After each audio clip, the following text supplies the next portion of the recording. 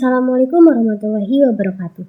Perkenalkan, nama saya Lailatul Mahira, saya dari kelas PM23B dengan 3 digit NIM terakhir 207. Nah, di sini saya akan membahas tentang perkembangan sosial atau psikososial. Ini adalah salah satu aspek yang memiliki peran penting dalam kehidupan manusia. Asalnya, aspek ini sangat berkaitan dengan kesehatan mental, pikiran, dan perilaku seseorang terhadap tuntutan sosial. Secara umum, psikososial adalah aspek yang dapat berkembang mulai dari masa kanak-kanak hingga lanjut usia. Kira-kira ada teori apa aja ya? Nah, ada 2 teori ya, 2 tokoh. Yang pertama Erik Erikson, yang kedua Albert Bandura. Sedikit tentang Erik Erikson, beliau lahir pada tahun 1902 dan meninggal 12 Mei 1994. Nah, ini tokoh yang sangat legend di psikologi. Erik Erikson ini adalah psikologi asal Jerman yang digolongkan sebagai Freudian atau sepaham dengan Freud, dan dia juga termasuk dalam psikoanalisis. Nah, sedangkan Albert Bandura ini beliau lahir pada tahun 1925 dan wafat tahun 2021. Sedikit profil tentang beliau, Albert Bandura ini adalah Profesor Emeritus di Stanford University. Salah satu tokoh legend juga ya di psikologi. Kalau masih hidup ya living legend. Beliau adalah pencetus social learning, teori pembelajaran sosial, dan berada urutan keempat sebagai tokoh psikologi yang sering dikutipi sepanjang masa. Nah, seperti apa sih teori Erik Erikson? Nah, teori Erik Erikson ini tentang perkembangan manusia yang dikenal dengan teori perkembangan psikososial. Teori perkembangan psikososial ini adalah salah satu teori kepribadian terbaik dalam psikologi. Seperti Sigmund Freud, Erikson percaya bahwa kepribadian perkembangan dalam beberapa tingkat. Nah, ada 8 tahap perkembangan psikososial yang menggambarkan perkembangan hidup manusia, dari bayi sampai menula atau manusia usia lanjut.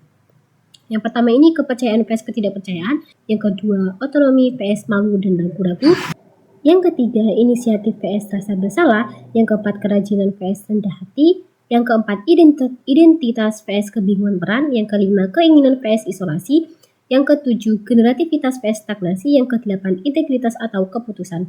Nah, pada usia bayi 0 sampai 1 tahun, tugas perkembangan kepercayaan atau ketidakpercayaan ini pada tahap ini usia bayi tugas perkembangannya antara kepercayaan dan tidak kepercayaan.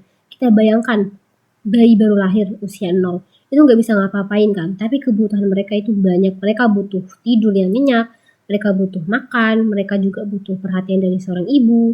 Nah, di tahap ini bayi atau manusia sangat bergantung pada ibunya. Di sini bisa kita lihat seorang ibu itu bisa nggak sih memenuhi kebutuhan dari seorang anak. Kalau bisa, maka akan muncul yang namanya kepercayaan. Jadi dimulai dari seseorang bayi percaya ke ibunya, bahwa ibunya ini akan memenuhi kebutuhan-kebutuhannya.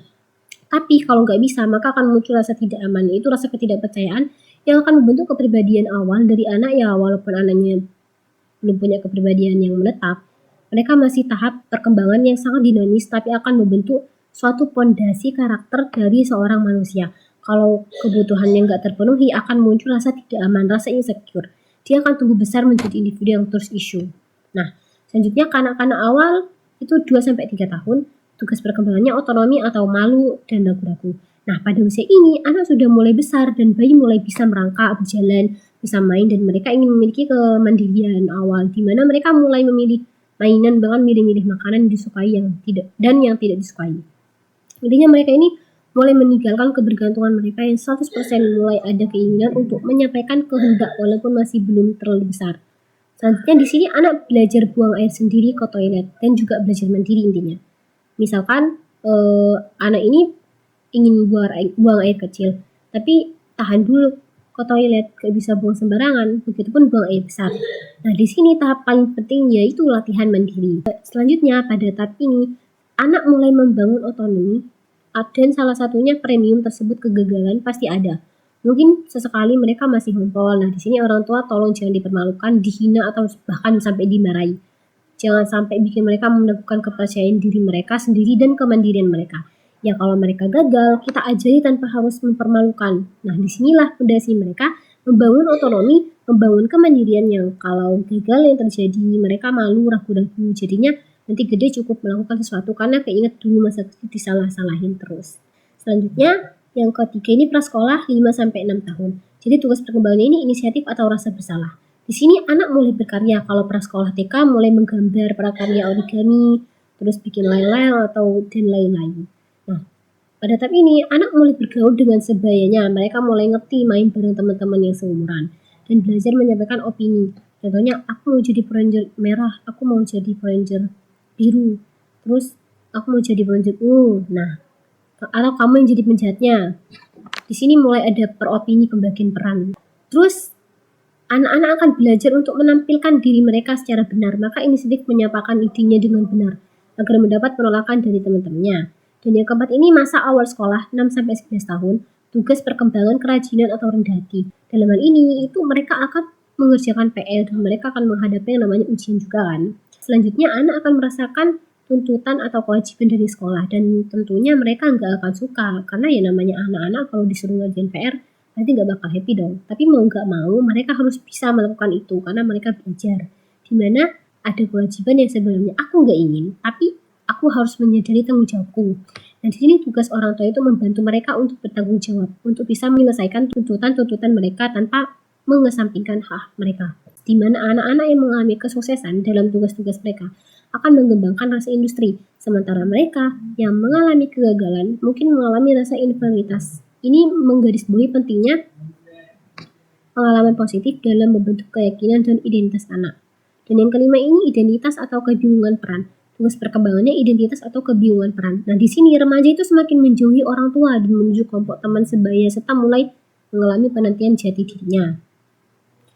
Selanjutnya di sini mereka mulai menemukan minat bakat dan value prinsip hidup mereka, lebih tepatnya identitas. Nah, tugas guru, orang tua, dan pendidik membantu mereka menemukan identitas bukan yang maksain, tapi mengarahkan di mana remaja ini akan melewati proses ini dengan baik. Mereka akan memiliki identitas yang kuat, yang kokoh.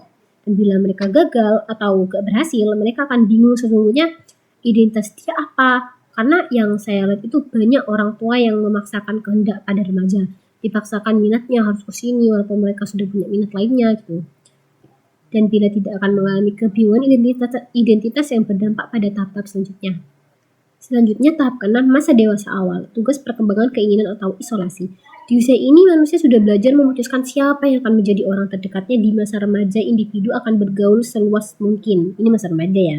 Di masa dewasa awal mulai memutuskan siapa yang akan menjadi teman dekatnya, siapa yang akan menjadi teman dekatku, bahkan orang yang menjadi pasangan hidupku. Nah, di sini mulai membentuk yang namanya interpersonal yang mendalam termasuk membangunkan dua identitas saya dengan pasangan saya. Yang ketujuh, ini masa dewasa tengah. Tugas perkembangannya ini generativitas atau stagnasi. Nah, jadi di sini tuh mereka biasanya mulai mapan hidupnya, sudah mulai punya arah hidup yang sangat jelas, yaitu mereka udah jalani karir mereka dan mulai mencari penerusnya atau juga sudah membentuk sesuatu menjadi legasinya. Yang akan tetapi ada sekalipun mereka nanti sudah tidak ada. Disebut generativitas karena mereka generasi penerus, generasi legasi. Ya kalau gagal mereka akan muncul rasa aku belum melewati masa mudaku dengan baik. Nah, yang ke-8 ini masa dewasa akhir. Integritas atau keputusan. Di sini individu itu sudah mulai tidak banyak aktivitas ya, karena keterbatasan fisik juga. Dan mulai ada penggantinya. Nah, disinilah masa-masa seorang mulai merenungi kembali hidupnya. Apakah sudah menjalani hidupnya dengan baik atau tidak. Selanjutnya perasaan menjalani hidup ini akan menentukan bagaimana mereka menjadikan penutup dari rangkaian tahapan pengembangan ini. Misalnya setelah mereka merasa telah menjalani hidup ini dengan baik, akan ada rasa kepuasan hati mereka telah menjalani hidup ini dengan fine, ada warisan yang aku sudah mengerjakan dengan benar gitu. Selanjutnya, tapi bila tidak akan ada rasa penyesalan bahwa hidup ini akan berakhir tanpa dijalani dengan baik. Selanjutnya, teori Albert Bandura itu seperti apa sih? Nah, sini sudah ada gambar ya, sebenarnya cuma ilustrasi saja. Jadi eksperimen dari Albert Bandura itu yang terkenal adalah Bobodol atau boneka Bobo. Maksudnya apa sih? Jadi Bobodol ini boneka yang kalau didorong itu bisa berdiri lagi. Jadi ceritanya itu dikumpulkan 72 anak-anak lalu dibagikan 3 kelompok. Masing-masing kelompok ini mendapatkan perlakuan yang berbeda. Kelompok pertama ini ditempatkan di sebuah ruangan di mana ketika orang dewasa datang, orang dewasa itu akan melakukan tindakan yang agresif terhadap boneka Bobo tersebut. Misalnya bonekanya ini dipukul. Intinya orang dewasa ini menyalurkan agresivitasnya gitu, menyalahkan kemarahan, kesalahan ke boneka tersebut dan disaksikan oleh anak-anak. Dan kelompok yang kedua ini anak-anak tersebut berada di dalam sebuah ruangan. Orang dewasa pun ikut masuk tapi tidak melakukan tindakan agresif terhadap Bobodol ini. Jadi melakukan aktivitas seperti biasanya. Dan intinya tidak melakukan tindakan agresif. Dan pada kelompok ketiga ini kelompok kontrol dan seperti biasa anak-anak berkumpul di satu ruangan dan tidak ada yang terjadi. Jadi ada 3 kelompok yang dimana antara ketiga kelompok tersebut dilakukan eksperimen seperti tadi. Lalu setelah itu anak-anaknya dilihat tingkat agresivitasnya. Jadi anak tersebut mulai bermain dengan mereka, lalu nanti ada orang dewasa yang akan memberitahu bahwa mainan yang sedang dimainkan ini milik bersama. Nah, ini adalah sebuah intervensi untuk melihat tingkat agresivitas dan apa yang terjadi tentu sudah bisa ketebak, bukan? Anak-anak yang berada pada kelompok pertama yang melihat orang dewasa melakukan tindakan agresif itu ternyata menunjukkan tingkat agresivitas yang lebih tinggi dibandingkan kelompok 2 dan 3. Wah, jadi di sini Albert Bandura membuat sebuah teori dong bahwa anak-anak dan manusia tentunya belajar secara sosial. Maksudnya mereka belajar mengerti orang lain. Nah, ada 6 faktor yang menentukan atau yang membuat seorang mau belajar misalnya dari orang itu. Yang pertama ini ada faktor yang membuat kita belajar adalah status. Jadi kita akan cenderung meniru dari orang-orang yang statusnya lebih tinggi dari kita. Misalnya selebritis nih, karena lebih terkenal. Kenapa? Karena manusia pada dasarnya ingin statusnya meningkat dong. Dengan melihat orang yang statusnya lebih tinggi berperilaku sesuatu, seseorang mungkin berpikir kalau udah ikut seperti mereka, mungkin statusnya bisa meningkat. Nah, makanya mungkin banyak yang melakukan social learning selebritis. Yang kedua ini faktor kompetensi. Kita akan cenderung meniru atau belajar dari orang-orang yang kita anggap ahli. Misalnya mereka lebih ahli terhadap menghitung. Kita anggap mereka lebih ahli, mungkin kita akan lebih cenderung mengikuti perilaku mereka dalam konteks itu. Yang ketiga ini faktor kesamaan. Kita kan mudah meniru dari orang-orang yang memiliki kesamaan dengan kita. Maksudnya itu kita belajar faktor dari orang yang kita anggap memiliki kemiripan.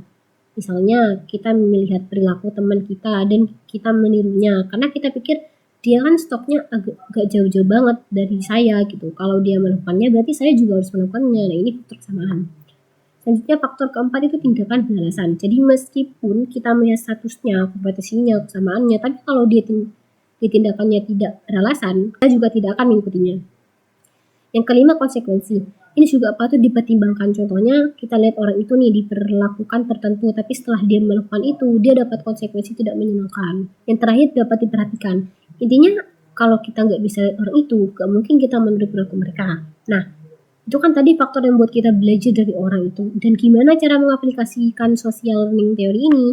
Bagaimana menerapkannya? Itu ada 4. Yang pertama attention, mengamati model perilakunya yang akan ditiru. Nah, jadi kalau kita mau menerapkan social learning kepada orang lain, misalnya pastikan model itu adalah orang yang perilakunya hendak ditiru. Jadi kalau kita mau menerapkan social learning ini kepada orang lain, pastikan model itu diperhatikan. Terus setelah itu retention, perilaku yang dilakukan model itu diingat. Nah, yang ketiga production, beri kesempatan untuk meniru perilaku tersebut. Jangan cuma mengamati lalu diingat, tapi juga harus diberi kesempatan untuk melakukannya. Yang terakhir motivasi. Motivasi itu memberikan pujian atau hadiah atau mungkin hukuman kalau misalnya nggak sesuai, jadi lebih terdorong untuk mengulanginya lagi. Jadi segitu saja video perkembangan tentang perkembangan sosial menurut Erik Erikson dan Albert Bandura. Cukup singkat bukan? Dan semoga bermanfaat. Kalau ada komentar boleh ditulis di bawah ini ya. Jangan lupa like, share, and subscribe. Terima kasih.